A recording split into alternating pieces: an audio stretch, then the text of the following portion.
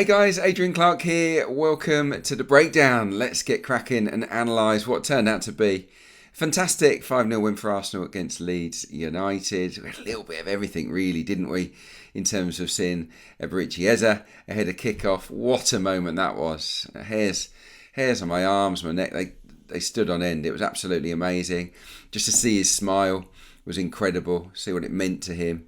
That was a lovely moment, as was seeing Viktor Gyokeres score his first goal in Arsenal colours in trademark fashion. We'll get to that in a little bit more detail later. And of course, we have to talk about Max Dowman as well. What a buzz that was, seeing a 15-year-old enter the fray at Emirates Stadium and shine as well and really impact the match positively. Obviously, things were slightly tainted with seeing Saka and Ødegaard go off injured, but I do think the squad depth is more robust right now, and Arsenal should be able to cope better with their absences than they were last season. Right, let's get down to business, shall we, and talk Viktor Gyokeres, shall we, first up. At half-time, I have to say, in the press area, a lot of the talk was about his miss, where Zubimendi turns the ball over and he lacks a little bit of composure. He can take a touch, of course, and finish it potentially, and he rushes that shot.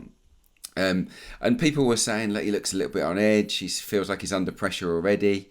Thankfully, all that pressure subsided early on in the second half. Let's take a quick look at how that goal came about. It's a trademark goal, but what I loved about it was the one-touch pass from Calafiori. You see Madueke there, square pass, and Calafiori's got his head up.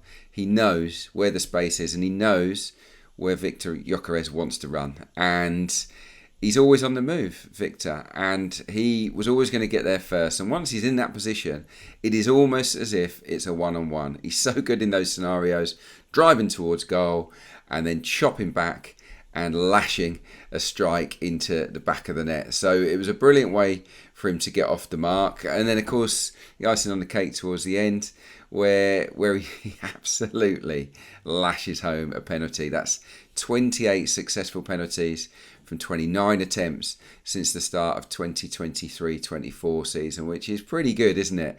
And in my opinion, and I don't know what you guys out there think, but in my opinion, I think Viktor Gyokeres has to be Arsenal's penalty taker moving forwards. I know that Saka takes a good pair in Ødegaard.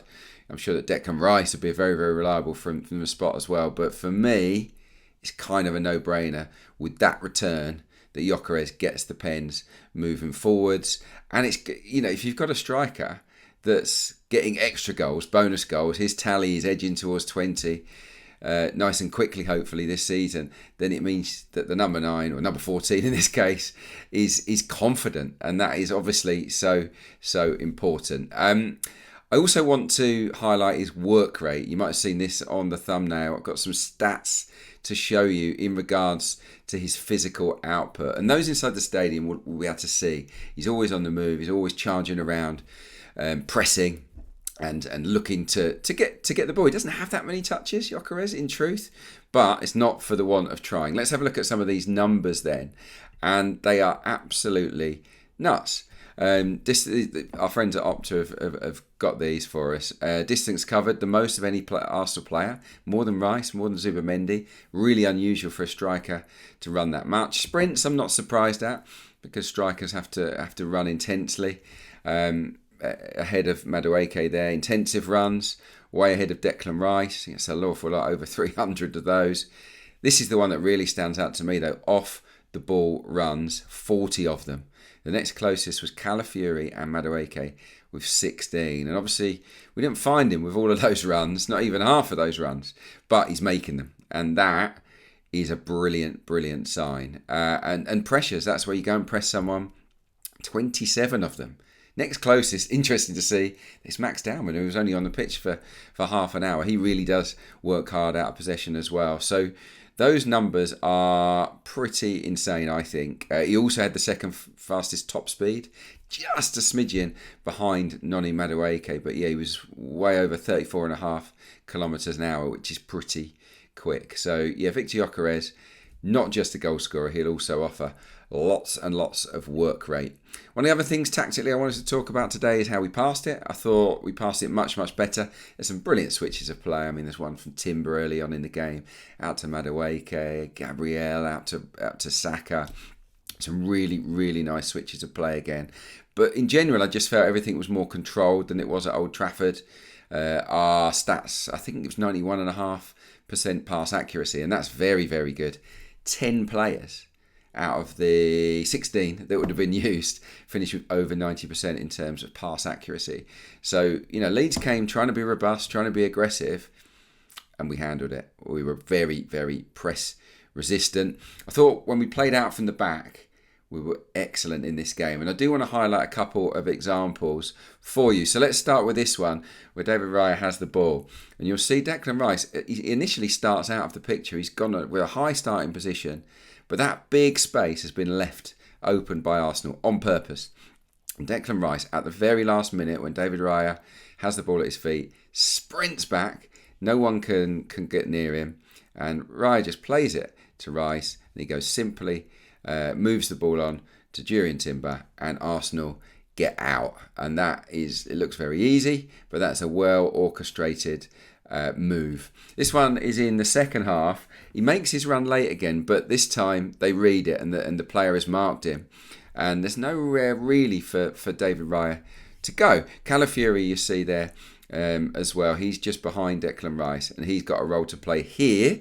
When we flick to the next slide, where basically Declan Rice deliberately backs off to drag his marker that way. Calafiori sees the space and does what Rice did in the first half. On this occasion, the marker goes with Calafiori and leaves Rice on his own. And David Raya, or David Raya as I should call him now, plays a lovely little pass into the space for Declan Rice. He receives it, and Arsenal play out from the back again. So they were just two of many, many examples that I could have highlighted from the game. In general, I thought that Rice and Zubimendi absolutely bossed the engine room. It was a really good performance from both players, and what I loved about it was this double pivot. Very much Rice playing alongside Zubimendi, and as a consequence, he had a lot more of the ball. I think he made 20 more passes in this game than he did on average last season, where he, of course, played a little bit higher up. Let's have a look at his chalkboard, or his pass map from the game, and you'll see what I mean in terms of how deep he is. He's picking the ball up inside Arsenal's half a lot. Arsenal kicking from left to right here, of course. You see the 2 assists from the corners. Absolutely amazing deliveries. But what really stands out to me is, obviously, there's a lot of green arrows there, successful passes, and they were all successful in Arsenal's half. So he's a guy that can be absolutely trusted in possession when he has it inside our own half. I thought that when Nwaneri came on as well, he played a little bit deeper than Ødegaard did, and he played very, very central as well. And it was almost like a three. I think those three absolutely controlled the game. This is a great example. I just want to show you this little freeze frame here that I identified from the game of those three players that we're talking about. On this occasion, Rice is a little bit higher than Zubimendi. And Zubimendi's got the confidence to play a little pass in between players for Declan Rice. He sets it for Nwaneri, who's in there as a central midfielder inside his own half. And Nwaneri just strokes the ball to the left-hand side, where I think it was Gabriel or Calafiori, I can't remember who came onto the ball. It was terrific. It's simple play, but it's just really confident football in possession. Nice pattern of play. As for Zubimendi, really, really good again. I think with and without the ball, excellent. I loved that turnover for Gyökeres in the first half. I thought that was really, really good. Where he comes in late, when they look to play out from the goal kick, wins it. And obviously Gyökeres should be a bit more composed. But that was just one example of Zubimendi winning the ball back. He does it in an effortless way, or it seems effortless anyway, because he's so nimble around that engine room. And his passes were good too. He made over 70 passes in the game. One other aspect that I was really pleased with, I'm not going to show you all examples of them, but I thought that all of the wingers played excellently in the game. Obviously, Saka was bright, scored a magnificent goal before coming off injured. That was with his swinger, by the way. It's not a swinger, shouldn't call it that, but his weaker right foot into the top corner. Absolutely thumping strike. And it was good to see him run in beyond the last man as well. picked out by Timber. Madueke, I thought, was really positive throughout the game. On the left, I thought worked in tandem excellently with Calafiori, always wanting to dribble at his man. And then, of course, when he went over to the right, when Saka went off, I thought he probably looked even more comfortable, actually. So I would expect him, I think, to start at Anfield now that we know Saka is definitely missing for that game. So step forward for Madueke. And then, of course, Dowman comes on and Arsenal players just keep giving him the ball, which is a wonderful sign. Every time he gets it, he wants to run at the defender. I think there's 4 dribbles, 2 shots. He touched the ball inside the box 5 times. Now, he was only on half an hour and there was only one Arsenal player that touched the ball inside Leeds' box more than Max Dowman, and that was Viktor Gyokeres with 6. So it's nuts, really. It really is. Wins a penalty as well. So look, Dowman impacting the game, and he's going to impact a lot of matches, isn't he, this season? Pretty confident that he'll become the youngest goal scorer in Premier League history sometime soon. Rattling through a few other things, I thought the fullbacks were absolutely terrific as well. Obviously, Adrian Tim for 2 goals and an assist. The 2 goals from corners, Declan Rice, the delivery, just ridiculous. Leeds' zonal marking setup was absolutely embarrassing, though. I mean, just to let Arsenal's players run across them at the last minute. No physicality at all from them. They got what they deserve, Leeds United. A great assist as well, that pass, that through ball for Bukayo Saka, inch perfect in terms of weight. And Calafiori, I thought obviously he got 2 assists as well. One was a proper assist. There's one for Timber. I'm not sure you can really count that as a proper assist, but it will go down. But yeah, his through ball for Gyökeres was great. But I just thought, again, that buccaneering spirit down the left made a difference. And it shouldn't be forgotten, by the way, that we wouldn't have had the corner for that vital breakthrough goal had Calafiori not run on the overlap around Madueke to cross the ball. So Madueke gets it, he flies around him, gets to the byline and crosses it, does Calafiori. He's put behind for a corner, bang. A couple of seconds later, Declan Rice crosses, Timber scores, and all of a sudden, the nerves are settled. So it does make a difference, I think, having a more attack-minded fullback. That's not to say that Miles Lewis-Skelly didn't play well when he came on, because he absolutely did. Didn't give the ball away once, nor did Dowman, nor did Waneri. Those 3 guys, Hale End Academy graduates, did not misplace a single pass when they came off the bench, which I think is just outstanding at any level of the game, really. But let me show you very quickly the stylistic difference between Calafiori and Miles Lewis-Skelly. Not one isn't better than the other. I think they're very, very even in terms of where they're at and whatnot. But at the moment, it feels like Calafiori's dynamism is making a difference. So as you can see on his heat map from the game, he gets forward a lot. Down the wing, he gets into the box, in and around the D as well. Very, very proactive. Offers great width. Flip it around to Miles Lewis-Skelly, and it's much more central, isn't it? He's getting a lot of the ball in central midfield.